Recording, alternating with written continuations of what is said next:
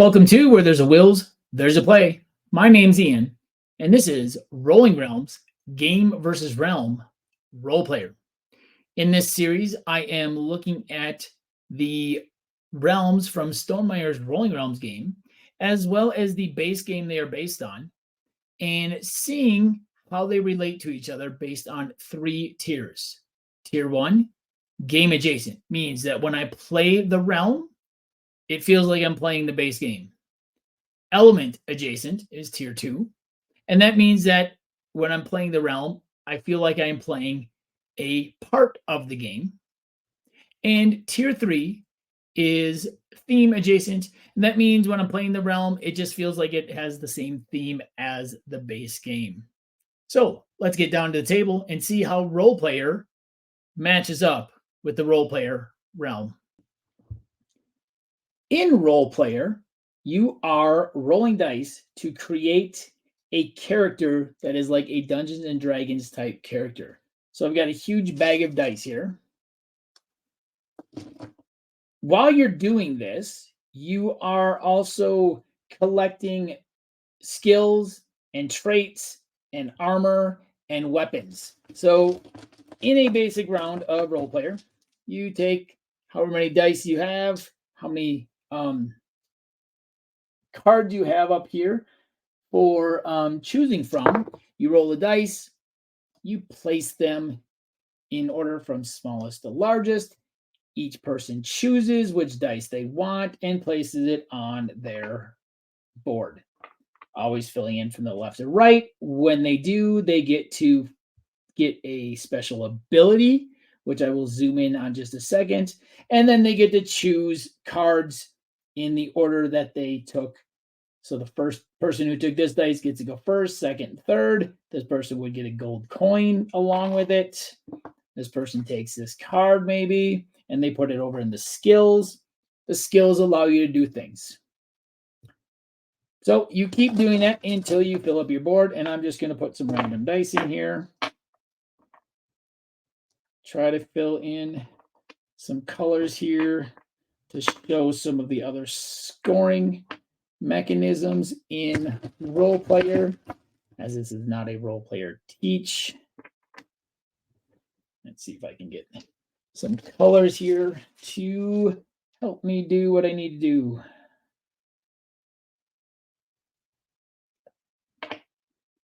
Let's get some big numbers here. Let's make these all sixes just so I can show this. When you put a gold dice down, you get to get 2 gold. When you fill in an entire row, you get to get 2 gold.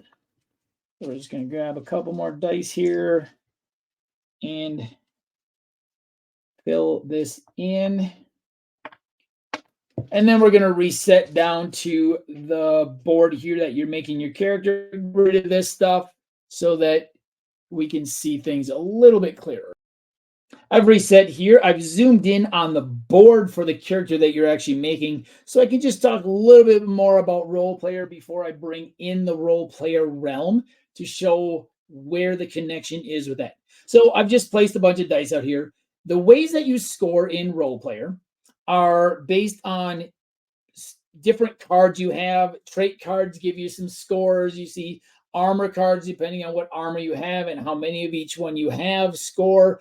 Weapons can give you some scores. Skills can allow you to do different things that will help your score. The other ways that you score is with this class card. And there's 4 classes for each color that you can possibly have. This is the barbarian. So you see each class card has the different attributes along the side and a point value that you need to get to. So you see here for the barbarian, their strength needs to be between 16 and 17, and you score 2 stars. Dexterity is 17 for 3 stars. Constitution is 18 or more for 3 stars. So you see this constitution score is 18. Plus I get a bonus 2. So that would allow me to get, I would score that. That is one way to score. The other way to score is by placing your dice in the right spots. So the more of these you get, let me show you this backstory, and there's a lot of backstory. So if I have 2 to 3 of the colors in the right spot on my board, I would get 1 point. 4 to 5, I would get 3 points. And 6, I would get 6 points. Now, as you're placing your dice, you also have special abilities. When I place a dice in the strength row, I can flip one of my dice to the other side. When I uh, when I place a dice in the dexterity roll, I get to switch 2 dice on my board. When I place a dice in my constitution row, I get to move 1 dice up or down by 1. Intelligence allows me to re-roll a dice. Wisdom allows me to move over here on this alignment tracker. So you can see this alignment tracker has a lot of different numbers on it. You start in the middle and then you can move around it. Skills, also, when you use your skill, it will allow you to move right, left, up, or down. You can only move on those if you can actually do it. So with this acrobat skill, in order to use this in a round, I need to be able to move my marker up on my alignment.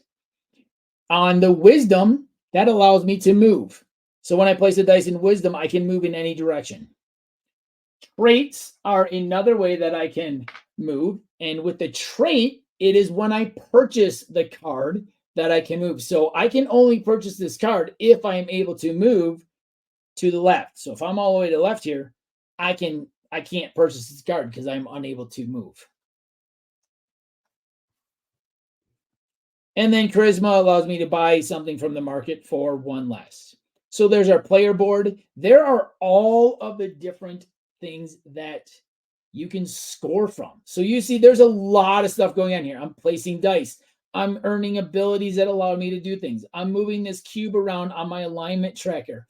I'm trying to make sure my dice total, the pips on them, total these scores on my class card so that I can score these points. I'm also trying to make sure that I place the right colors in the right spots on my backstory card in order to score points here. Lots of places you can score points. Let's see how the Rolling Realms realm compares to Rolling Realms game. I just misspoke. I've reset here. I've brought in the role player realm from Rolling Realms, and I'm going to show how this matches up with the role player game. So, as you can probably see already on this role player realm, this is this part of the game right here. It is your alignment tracker.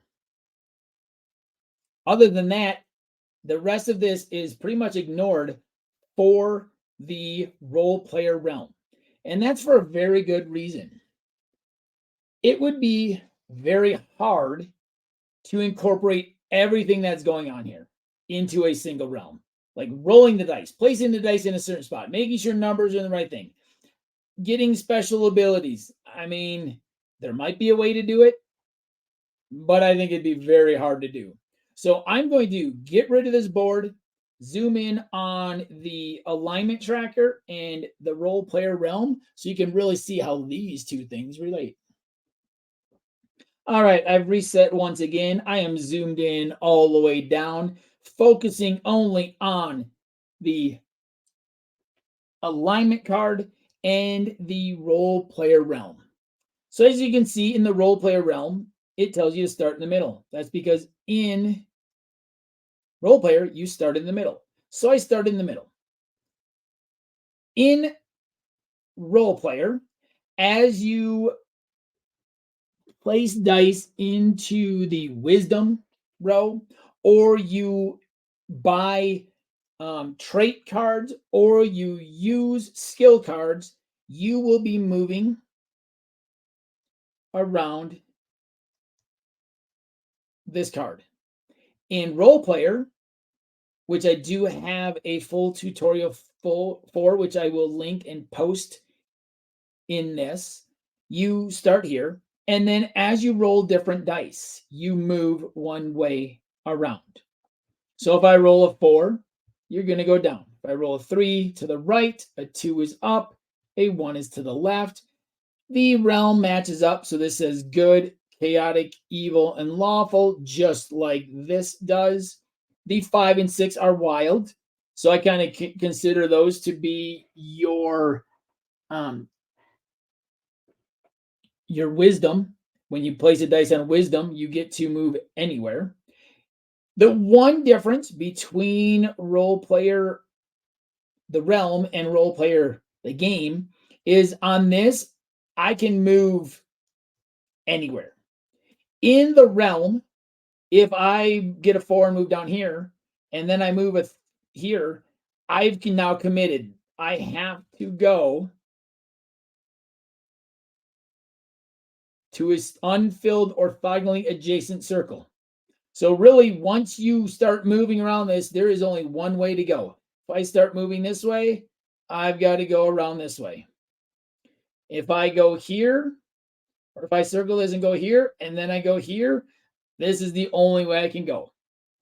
So that is the one big difference between the realm and this portion of the game, is the fact that in the game, you might be moving all over the place and end up on the same spot more than once. In the realm, you can't do that. Once you are done with the spot, you're done with that spot.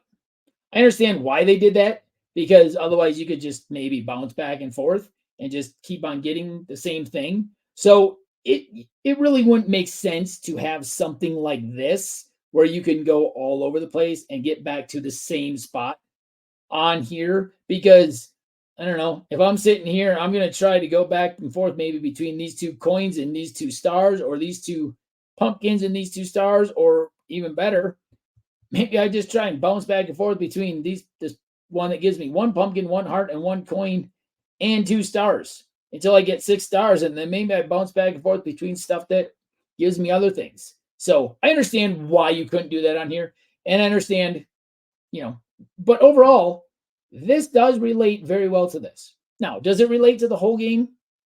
No. Does it relate to this part of the game?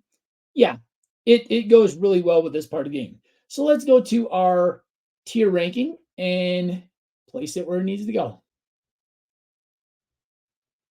And we're back with our tier ranking. And you can see from my first video that I ranked Honey Buzz in the game adjacent. So we're going to go down here. We're going to find the role player realm. I'm going to put this one in the element adjacent because, as we just saw, the element that this is mirroring are those alignment cards.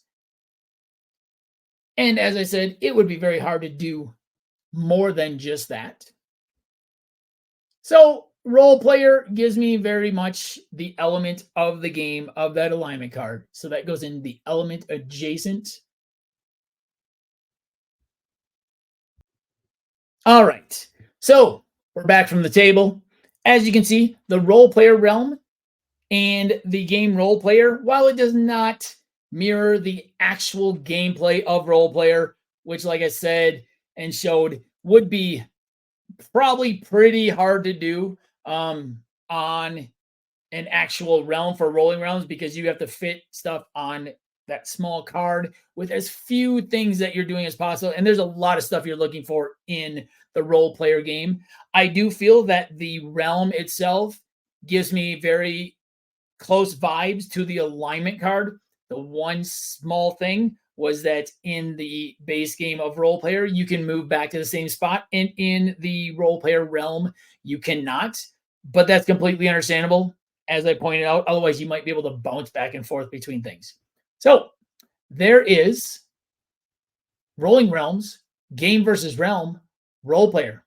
If you like this video, please hit that like button below. If you have any questions or comments on the role player realm, which I do have a tutorial for and will link in the description of this video, please leave me a comment. Check out that tutorial if you want to see how the Rolling Realms realm plays. And once again, my name's Ian. This is Where There's a Wills, There's a Play. If you like this content and want to see more of this, more of my tutorials, and other content that will be coming, please hit that subscribe button. Until next time, we'll see you at the table.